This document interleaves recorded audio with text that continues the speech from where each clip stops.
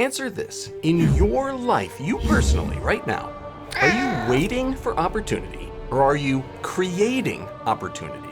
While the Empire spends its vast resources engineering flawed megastructures, the rebels are training heroes. Heroes with instinct and initiative, and fundamentally, curiosity. I've got cat-like speed and reflexes. The rebels win because they're more like cats. This is Syril Karn. When he's first introduced, he looks exactly like the kind of guy we in the Navy would call a ring knocker. Snooty, fresh-pressed uniform, like a cat that just groomed every inch of its body and now thinks it should be in charge. Yeah, I should be in charge. But his personality, yeah, there's no place for that in the Empire. The Empire is pure top-down control. Just look at this office. Hundreds of sterile gray work pods. It's like a litter box for ideas, designed to keep them separate and buried.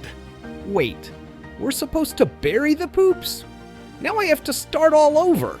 But Syril, unfortunately, is curious, and curiosity is punished here. His off-the-books investigation catches Dedra Meero's attention and puts his whole career at risk, maybe his life. So who does rise through the ranks in places like this? This fat space cop, a guy who can't solve problems, but excels at covering them up so that the bosses never hear a peep. Now, credit where it's due, top-down control can build amazing stuff. Star Destroyers, Death Stars, AT-ATs, or ATs, even the Narkina 5 prison. That's some seriously impressive engineering, but it's brittle. The Empire doesn't train heroes, it turns people into manufactured parts. And the Syril Karns who should be or could be engineers of change get smothered. The Empire demands compliance, but what it gets is complacency. Now for a little audience participation. I want you to feel a feeling, one that Luthen feels. Think of a time where you thought you were about to fail, but somehow it all worked out. Your code finally ran after debugging all night. A new mom gives birth to a healthy baby, or your team hits a buzzer beater after being down by 10. Toby? That sudden rush of emotion, it's not just joy. It's joy mixed with relief. And relief hits hard. Like when you thought the snacks were gone, but then a backup stash appears. Winning by 40 feels good, but there's no relief in it. Relief only comes when failure felt inevitable. Gambling addiction isn't about the thrill of winning, but the sweet high of relief from not losing. Relief is what Luthen feels alone in the back room, hearing that the heist was a success. And if you played along just now, you're feeling this too. He feels it again later at the end of the season when Andor surprises him on the ship. After trying to control everything like the Empire, Luthen finally sees what the Empire can't, that you don't build revolutions with blueprints, you build them with heroes. And that tiny smirk on Stellan Skarsgård's face. Curiosity activated. That's his second hit of relief. It's a Pat McAfee style, let's go! You know, I am down, let's do it again, I'm in. And this is rebel engineering, flexible, curious, built to empower individuals who don't wait for orders, they create their own opportunities. I find your lack of smashing the thumbs up button disturbing. Punch it! Yeah, Chewie, punch that like button and subscribe too. Our channel may not look like much, but she's got it where it counts. The Narkina 5 prison is an awesome feat of engineering, but it's engineered for obedience, not adaptability. And it's the rebel curiosity and improvisation two things that the Empire never accounts for that bring it crashing down. Of course, technically, this prison would not work in real life. We see water flowing in through a hydroelectric plant like a sci-fi Hoover Dam, but the center never fills, so the water must be getting pumped out somewhere through the bottom, which is impossible. The deeper the water, the more pressure that you're pumping against.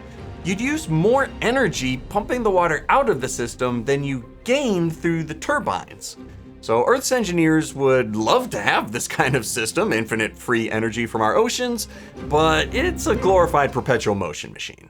Now, if mechanical engineers built the turbines, then electrical engineers built the inside. I don't trust this floor. Depending on the wiring, the prisoners might have stopped the shocks by hopping on one foot. Electricity needs a path. Birds don't get fried on power lines because both feet touch the same wire. But if a really big bird touches two different wires, zap, fried chicken.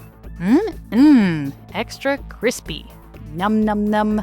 If you're standing with 2 feet on separate circuits, current runs up one leg, through the nads, ouch, and down the other.